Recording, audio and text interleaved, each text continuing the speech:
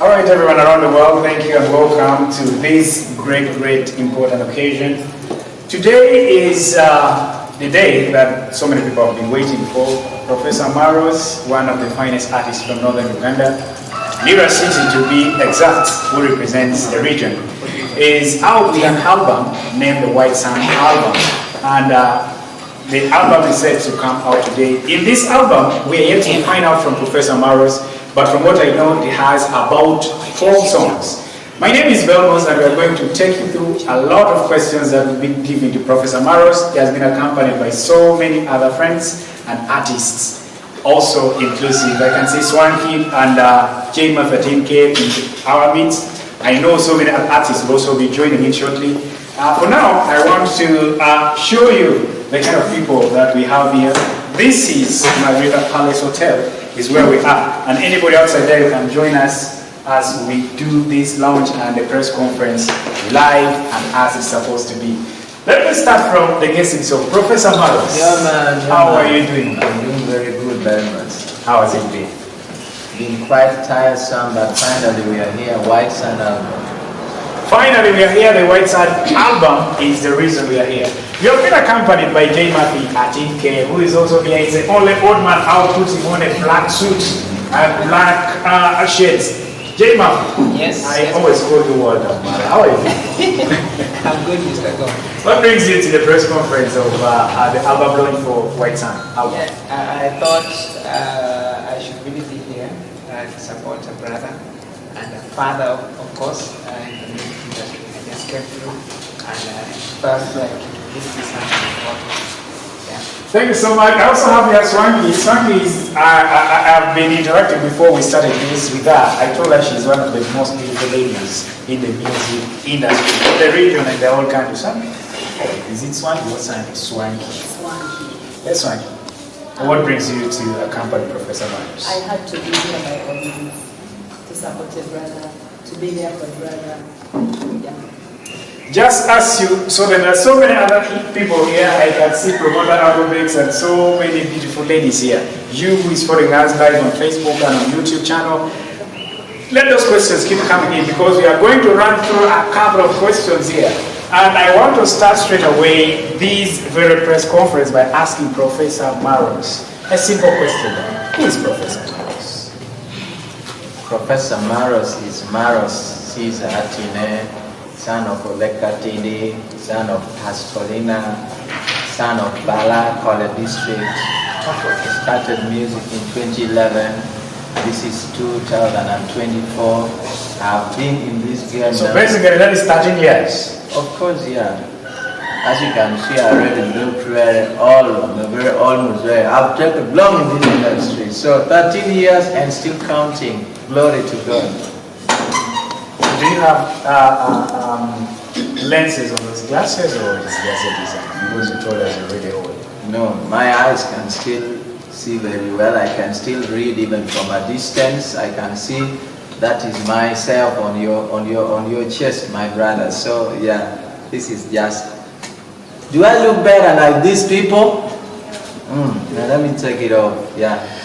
Well, that is Professor Maros who did tell us who he is. Maros already told you, I wanted to tell you this before, he started music way back in time, and so far this is the 13th year that Maros has spent in this journey of music, together with so many other artists. He has inspired so many other people.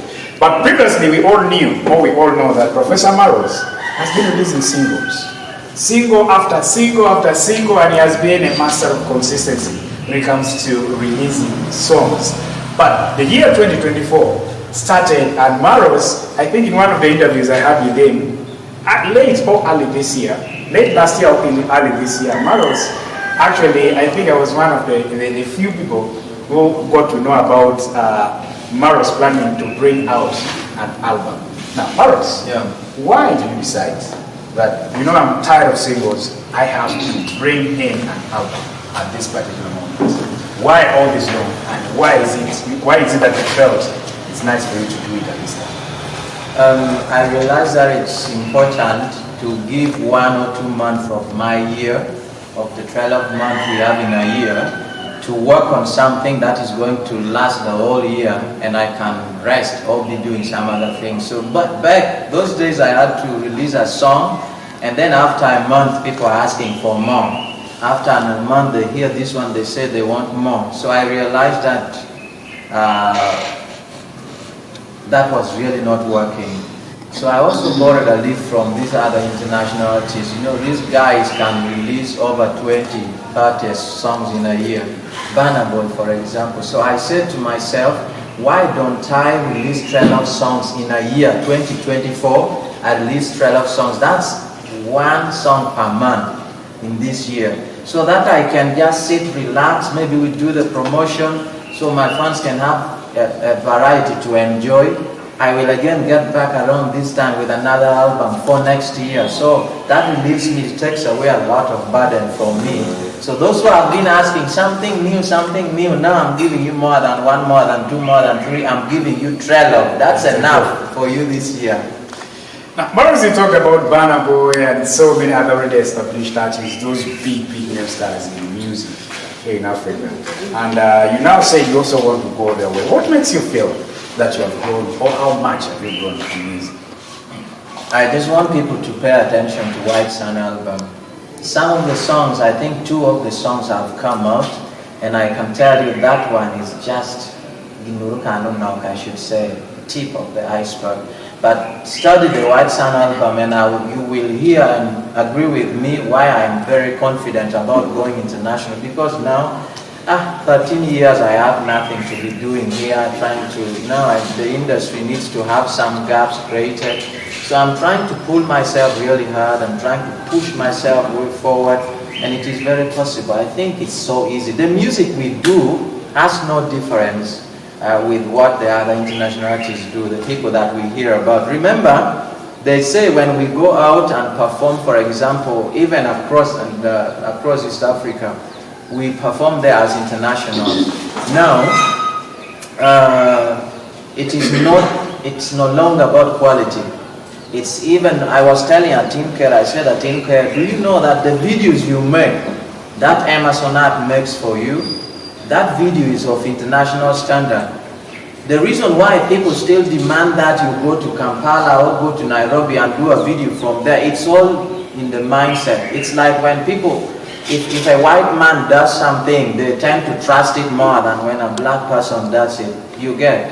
So it is just in our mindset. Even the music we sing, when people outside Uganda, outside northern Uganda listen to our songs, they say, wow, who did this song? Who made this song?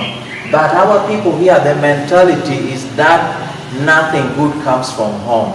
So if we can change that mentality, for me, the talent I have inside me is international. You put me with an international artist on a beat and see how I will kill that beat.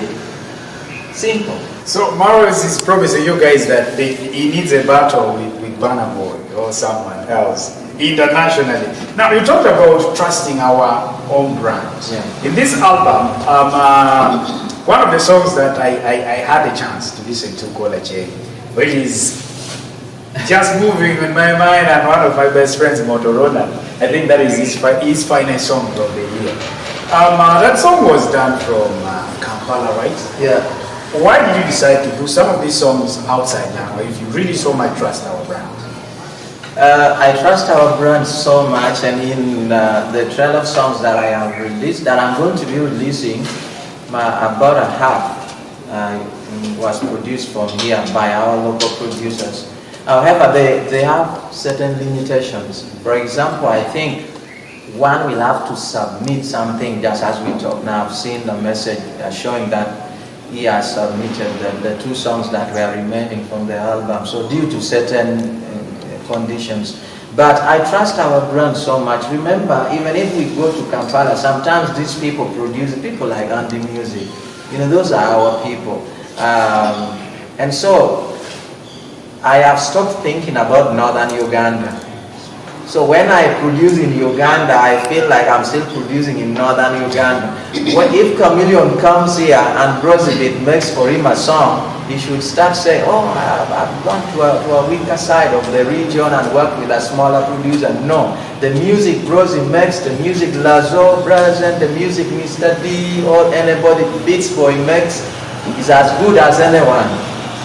But Maros, now you bring me to this question that why do the fans and some of the people who follow music keep demanding that you use better producers? Because most of the songs that are done here in northern Uganda, it looks like there is already that mindset that the public outside here, the people who consume music, feel that our producers are not good. What can you tell us to try to remove this kind of thing from the people? Let me start by advising people in northern Uganda. You people are lying to yourselves. You're not being real. Do you think your Lengbadong Romeo had the best production ever? No.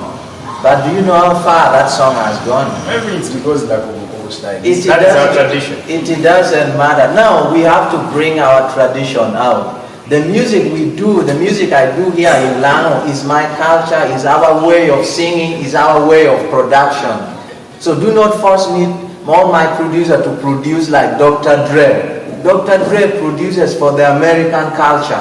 An American market. For an American market. For me, my producer uses our local instruments here. He has grown up listening to our local instruments, which differ. But if you go to Western Africa, they also have some other instruments that we may not know about. So let us appreciate what our people come up with. So for me, it's all about the mindset. Believe me, no artist is better than Professor Maros. Okay? You bring an American, because we are all producing music. It depends on what you want to listen to, your mood that day. And if you want to appreciate the little somebody has done, we are all the same. We are all contributing to the mainstream music industry. So we just need to change our map. Do you people watch TVs? If our fans really take their time to watch these TV stations, you will accept that some of the videos played on those TV stations are not better than our videos. It is only that when you watch our thing, you have, what should I say, the prejudices that we put in our songs will be like, they even ask Maros, I heard that you're shooting a video. Who is doing it? You say, Emerson, why don't you go to Sasha Vibes? These people are using a camera. In fact, you can even see that there are transitions from this shot to another one, from what there's a girl shaking her bums that side, whatever, people drinking like this, nothing. So the moment you have, it's like when you have I'm giving an example on you. If Swanke was my wife, if I have been with her all the time, I may not. Example. It is. In our language, you say anything.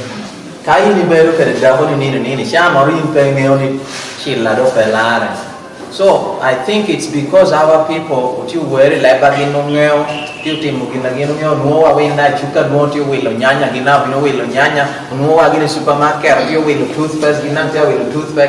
then they think there's nothing new. So they are attracted to something far away. Let me tell you, I thank God I've been able to travel to a few countries, and when you enter into their studios, when they listen to our songs, they be like, really? You know? And when I was working on some of the songs in Kampala, those people are saying, I think this song is of international standard. And there is one thing about our language that other people appreciate. They say the way we talk as Lango, for example, let Luo, it has tonations. But even the way we talk as if we are singing, because it has notes.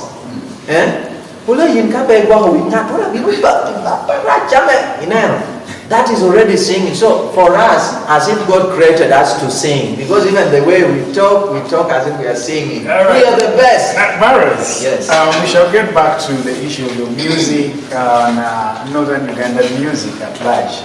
But I want to divert a bit. You know, recently, guys, there has been issues of leadership in northern Ugandan music and even Uganda music at large. There are a fraction of people who are loyal to a particular sex or section of the artists. Now, I want to get from Maros' perspective. This one I'll bring in and Swanky, and as well J Mafia Team K. First thing first, who do you subscribe to? As in, there are different music groups right now. Which one do you subscribe to? There is one led by is it Cindy? And then there is that one led by Eddie Kenzo. Though recently we have been pulled towards trying to believe, I say in quotes, that the government recognizes Eddie Kenzo's led group. Which one do you subscribe to? And when you tell me that you'll get back here in now, because we have heard about the rift between at some point Maros and Blood Moon trying to maybe I can't call it a fight, but trying to wrangle for leadership of now musicians. So maybe you're going to clarify again. No, listen, guys. You know, I think that has answered the question. You know, first of all, Belmos, and those who are watching, recently I've been receiving calls. Some people have gotten accidents. Some artists have lost relatives, and they need support. And when I say support is monetary, I have actually been referring them to Blood Moon.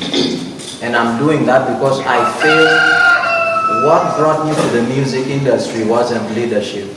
I recently said I want to be the leading artist, not the artist leader.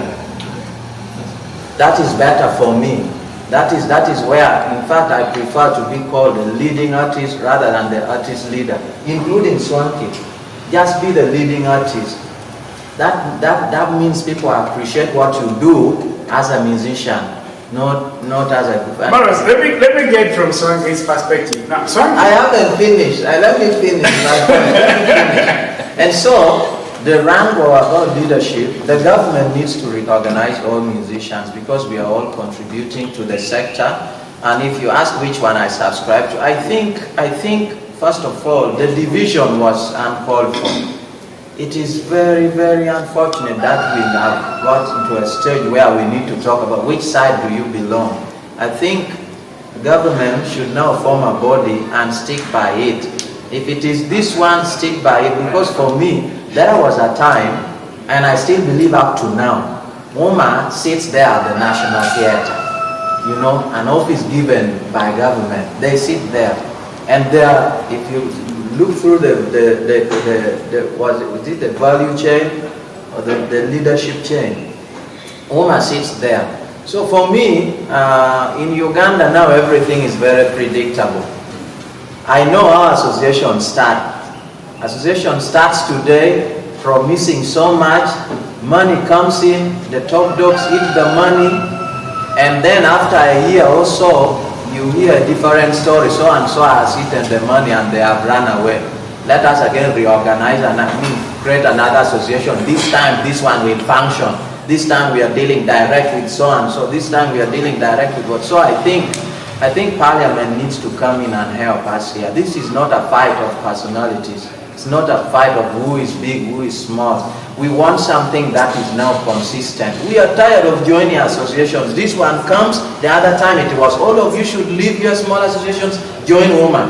We joined women. Now when women was beginning to gain, you know, women form structures all over the country. Another one is given birth. And then you see the government supporting this individual also. Somebody comes up with a few people behind them, they get support. They build themselves. Money comes, sometimes, and it doesn't reach us. Who is the problem? According to your explanation, who do you think is the problem? Is it the government or you? Government. Send a message to the government. My message to the government is that let us not promote division among artists. If an artist comes to you that I have organized, we are organized in this way, I am the chairman, this is the vice, I can blame, putting on, no. Send that artist to the main body of artists and say the best way we can help you, if government is really willing, let the government call the leadership of women and that of Kenzo, bring them together, let them form one body, and let it be like where I can go to get my national ID, NIRA or something. Communicate it to Uganda so that we are not misled. For us up-country, we are receiving different messages from these people and we don't know who to trust. That's the problem. Well, that is from Maros' perspective. Now, I want to get back to you. Swanky, let's zero here in Northern Uganda, but Lama in particular. You know, the issue of the UMA and the other side has also come down here now. Do you subscribe to any organization, like to any group of the musicians here now? And if so, why? Me personally, I don't have a group because I don't know whether someone is supposed to approach me to join UMA or someone is to approach Have me. you ever been approached? No. No. Do you feel like you want to join any group? The thing is, I don't really basically pay attention to all these things. So to you, you're just green about all these things you're talking about? I'm general. I'm just trying to make a better Swanky tomorrow. The whole thing you are Swanky. Yeah. Tell me something in that regard. I didn't want to talk about this, but I think for some reasons I should say something. Over time we have had a number of groups coming here making promises about a lot of things, but to me, I am only saying that I am ready to go with a group that is there, like having a common goal with its members together so that we can really achieve something better. Trust me, if a group opens up today, or maybe another association comes up again and says, this is this and that, I'll look through the objectives and the rest. What are they aiming for? If it is something really that is okay, it is worth going by, then yes, I'll subscribe to that. So for now, I'm just like that. And Belmos, musicians are disorganized. We are only, but these are very organized. We are very organized just here. But musicians in Uganda, I think we are disorganized. First of all, do you know that we wouldn't actually be talking about government? Because what I know is that there is that money which comes in yoga, whatever, which we are all supposed to benefit from. But do you know that border riders are more organized than musicians? Saloon owners, people that plait hair in the saloon, those berbers, they are organized in their groups. Why? Because those people wake up in the morning, they go to work, they earn a little, and then they serve. But here with musicians, you form an association, all they do is sit and wait for government to deposit money into that account. Yet the thing is, I'm told there is money that has been released. but you see, that money won't be deposited into our account for us to withdraw, divide, go and bring it in the bars. You know, that money, you're supposed to open an account and start saving as musicians. When you go for a show, Swanky, Maros, Atinke, come back and then deposit 20,000 shillings into that account. Let that account have some money. Then you can then go to government and say, okay, give us 10 million. We are going to pay this 10 million. But this 10 million, we are going to divide amongst ourselves. We are going to shoot our videos and then we shall sell our songs online, get money, and then we pay it back. You know? So that is how it works. But here, people have been taught to believe that there is some money government gives for free, as if we are supposed to be paid monthly salaries. That does not work. So artists... That does not work, Maros, I get you. Artists, you should, and Maros ended there. Artists should start saving from what I got from him. Now, Maros, yeah. I want to get back to you personally. I want you to share with us your personal life. You know, you said it has been 13 years in this journey. And still counting. And so far so good. Now you're coming up with White Sun album. Outside music, your personal life. Do you have a family? Do you have a wife? Do you have a girlfriend? You are talking to Swanky at some point when you're still outside. I don't know if you're trying to, you know, tell us about yourself. Your family life as a family. If I told it's there, if it's not there, we can move on to this question. People. I have a wife and I have kids. I have children. Oh, my babies, Tessie, Milan, I love you. And yes, so that is basically it. And we love church. We go to church. We pray together as a family. We love people. We are very welcoming, and yeah. So my other family, I mean my other life, sorry, away from music, is that of fun, making fun, just playing, and I really love that. Recently, when I was interacting with Juma Jami, Juma told me that he plans to become a comedian as well. Is that true? I think I don't have to turn to become a comedian. Naturally, I make people laugh. Yeah, I've not turned, except, you know, this thing of TikTok. When it came, I just realized every story I tell, you know, makes people laugh. So they keep asking for more. That is it. But I think naturally that is how I am. My mom is that person you sit with, from the word go, you're going to start laughing, whatever she says. So I think I am like that. I've not turned, I have just been a... Is that a comedian, really? You people, am I a comedian? So, can we now laugh? Let us laugh. Camera. Yes, so that is it. But I think if as an entertainer, I have to utilize every gift God, you know, gave me to make people happy. If music does it, comedy can do it, I'll do anything to make my fans happy. Have you here? That is Professor Maros for you. Now, Maros, I want us to get back to the album itself. The album is named White Sun Album.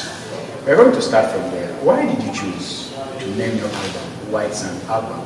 And after that, you will tell us how many songs are there in that album, one at a time. And you tell us, if you say a chain, is it a love song? Is it a gospel song?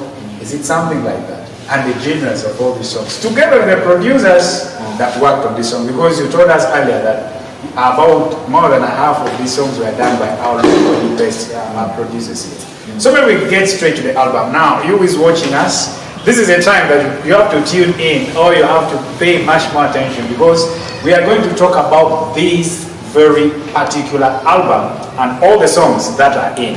Starting with the name White Sun, Professor Maros. Yeah. Why did you choose to name your album the White Sun album?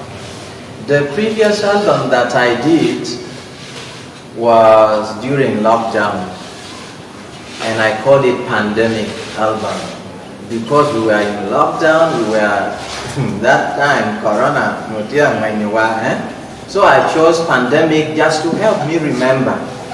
You know, it's like Lango. In fact, Africans, you name your child according to the season, the time when that child was born. Was it during rainy season? You call them Akot, Kokot, or Lakot or something. So for me, Pandemic came during the lockdown, and then after that I released Donbass. You know, the war in Ukraine had just begun, so these things remind me. So that's why I named. So recently, earlier this year, I went to Zanzibar, and there is a beach there called White Sand Beach. You enjoyed the beach? I enjoyed the beach. What specifically did you enjoy from the beach? I enjoyed the food, the urojo place called Bububu, and then we went to Kendwa Beach. So it was really fun, but I said, let me choose White Sand Beach. Why did you choose Bubu? Bubu ni ano pete anyana. Bubu no peda bin. Kano alwa ni bubu album no mulo be bini. Mala bubu mena Maria bubu. But I have a song called Welcome to Zanzibar. It's in this album. It's nice. It talks about Bubu, Paje, White Sand, Kendwa.